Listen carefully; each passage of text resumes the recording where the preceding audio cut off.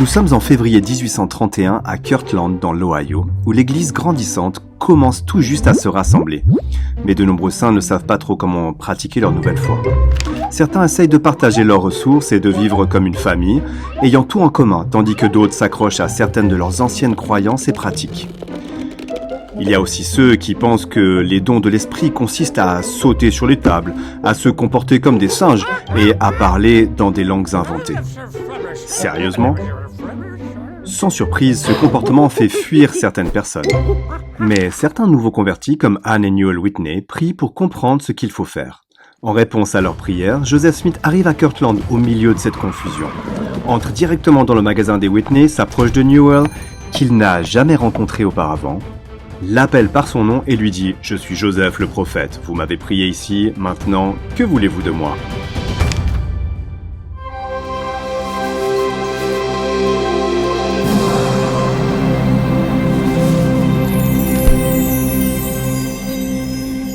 Ses membres, nouvellement baptisés à Kirtland, faisaient sincèrement de leur mieux pour imiter l'Église du Christ dans le Nouveau Testament.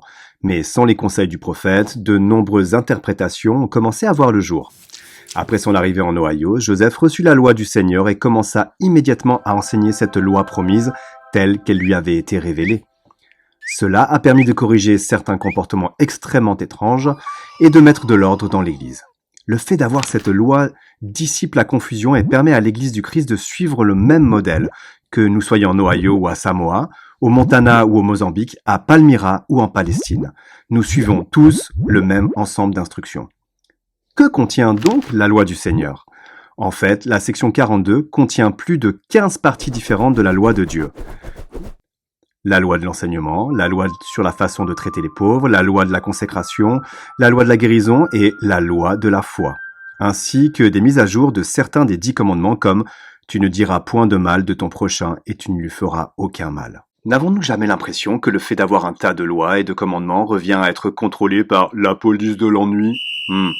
Bien que nous ayons parfois cette impression, ces lois sont en fait des leçons de bonheur données par un Père céleste aimant.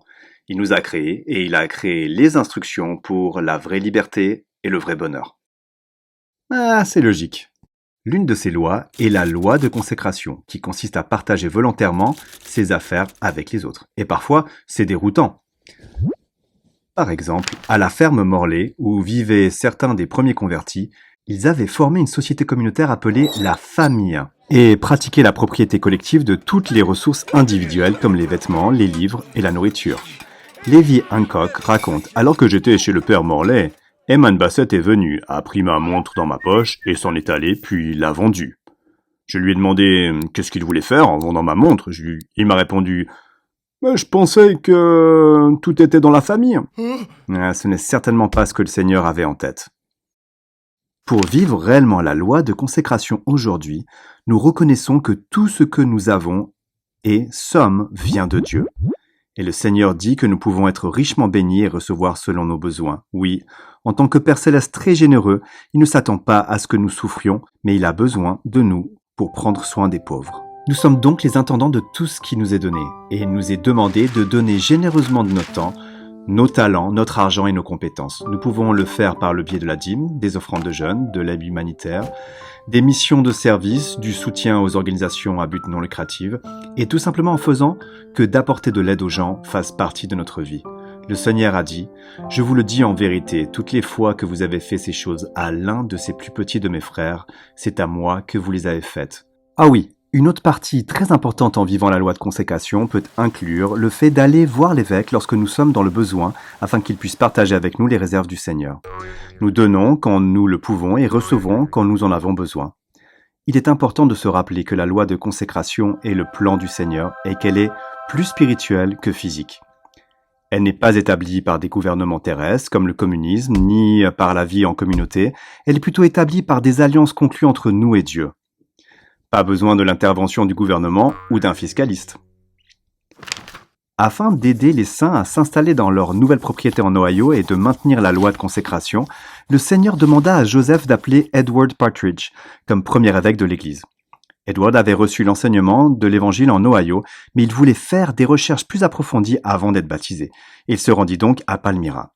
Il y vit la ferme de la famille de Joseph Smith et s'entretint avec les voisins sur le caractère de la famille. Plus loin, il trouva Joseph en train de prêcher lors d'une réunion. À la fin de la réunion, Joseph invita les gens à faire des commentaires. Edward se leva et déclara qu'il était allé à Palmyra et qu'il avait observé le bon ordre et l'industrie de la ferme des Smiths, qu'il avait appris les sacrifices qu'ils avaient faits au nom de leur foi et qu'il souhaitait maintenant être baptisé le plus rapidement possible. Trop bien! Partridge avait 38 ans et possédait une usine de fabrication de chapeaux et un magasin de détail à Paintsville, dans l'Ohio. Mais avec cet appel d'évêque, il a raccroché ses chapeaux et a consacré le reste de sa vie à servir Dieu. Il a été chargé de l'entrepôt des réserves du Seigneur pour gérer l'excédent des dons des premiers saints. Aujourd'hui, cette responsabilité incombe à l'évêque président de l'Église. Il est responsable de l'argent sacré et des dons que nous donnons généreusement et que nous sacrifions volontiers.